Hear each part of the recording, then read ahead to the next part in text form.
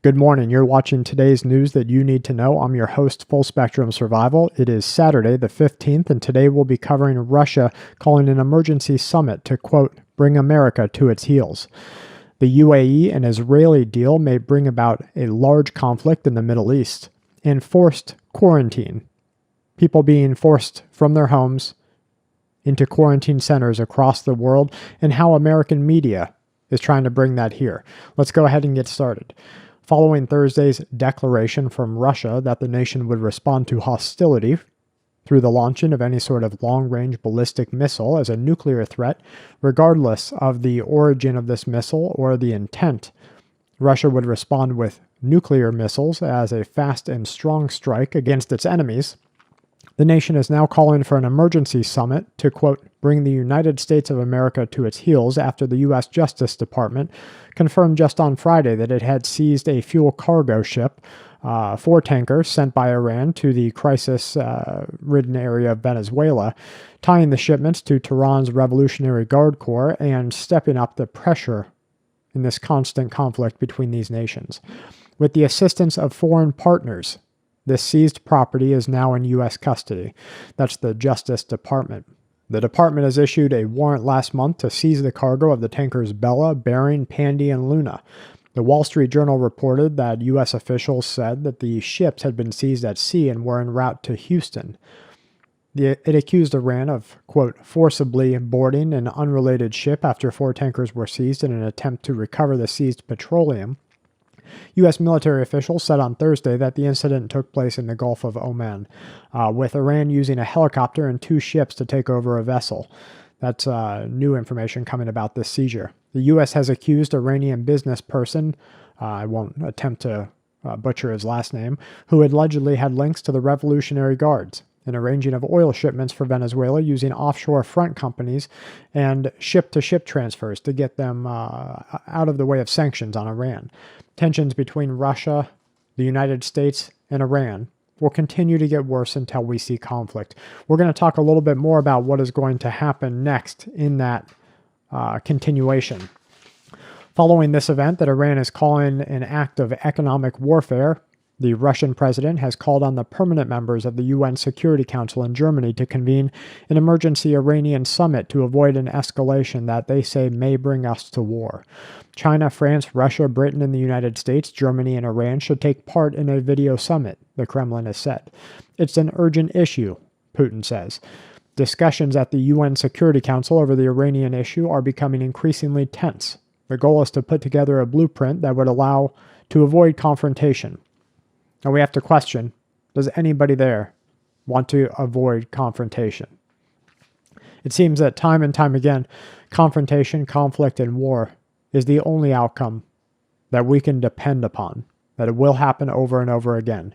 In any case, strategists close to the issue claim that the United States and Israel will engage in open conflict as one of the first steps to an international kinetic action, any sort of international kinetic action taken by either nation as the countries around our world continue to fail in their economies and social structure.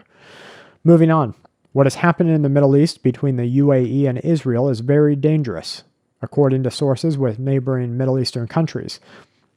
They say that it will lead to a destabilization in the region that has only been prophesized about, according to others who stress that open engagement in relations between the United Arab Emirates and Israel will be the one thing that leads to conflict in the Middle East and could lead to conflict around the entire world.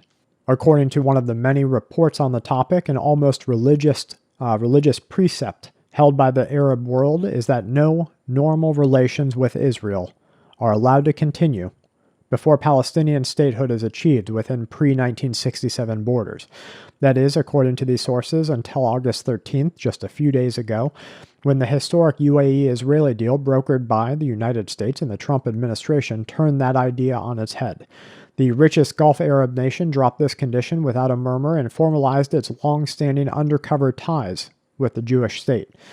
Netanyahu in Israel, the Western peace mediators, they say, were forced to haggle irresolutely, without resolution, over how much Israel must pay for peace with the Palestinians before there could be any discussion of normal relations with the Arab world.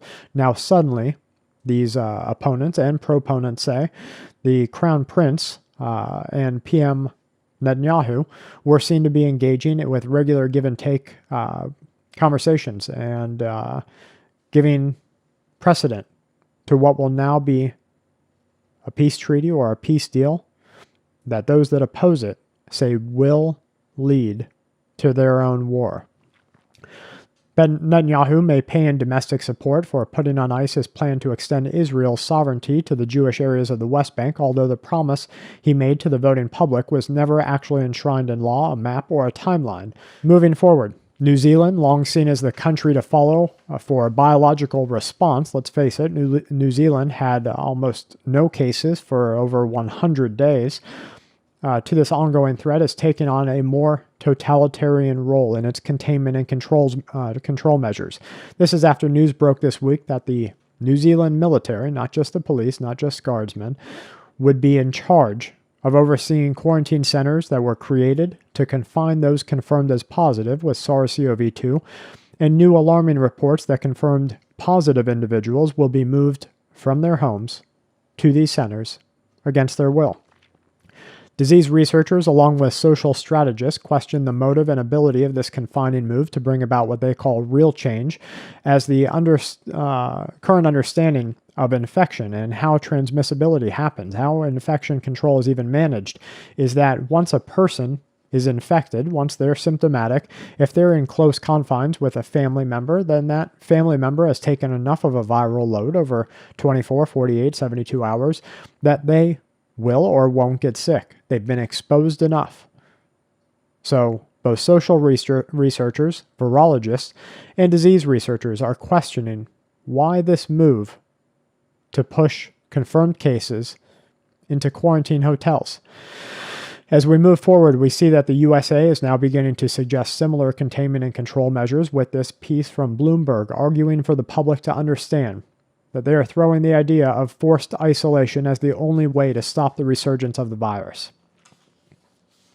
Come winter, come fall, we are going to see a huge mess. There are so many compounding issues. We've got the election coming up.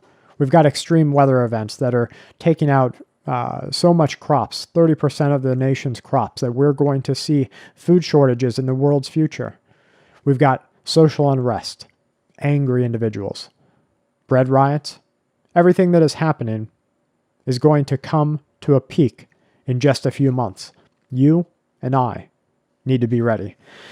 The following is a read from the article, not the viewpoint of us here at Full Spectrum Survival. Flare-ups from Australia to Japan show the world hasn't learned an early lesson from this virus. To stop the spread, those with mild or symptom-free COVID infection must be forced to isolate, both from their communities and their family. This idea is shocking. The fact that it goes against current understanding of disease transference, goes against science, but is being pushed through media for the populace for acceptance is shocking. We have to watch that. You and I we're adults. If you get sick, you don't want your children to get sick, your grandma to get sick, your mom and dad, your sister or brother, of course. You can isolate on your own. So we have to look at what is happening. What information is being given to you through the media, and why is that being given to you? Is it pushing for change? Pushing an agenda? Let's face it, not many people want the economy to crash, but it's crashing. Not many people want a virus to spread, but it's spreading. Not many people want extreme weather events to take out crops across the earth, but it's happening. What happens next to you and me is up to us. Please take the time now to be as prepared as you can be. Take the time now to get some extra food. Have a way to filter water. If you or your family members need insulin, think of a little mini fridge. I'm not talking a dorm fridge that's 4 cubic feet. I'm talking a 12-volt plug into your car refrigerator just to keep your insulin cool. If you have other health or medical needs, if you're on prescription medication and there's natural alternatives, now is the time to give them a shot. What is going to happen in the fall of this year will be unlike what you have seen happen for a long time. Please be as prepared as you can be, because only through preparation will you be ready to take on the unknowns of tomorrow. From my family to yours, please stay safe. Continue reading if you'd like to this piece. I don't want to keep going into it. It's a Bloomberg piece. I'll leave the link down in the description box. Please stay safe, remain vigilant, and keep watch. If you like what we do, if you like the outreach that we have here, please consider joining us at patreon.com/full spectrum survival.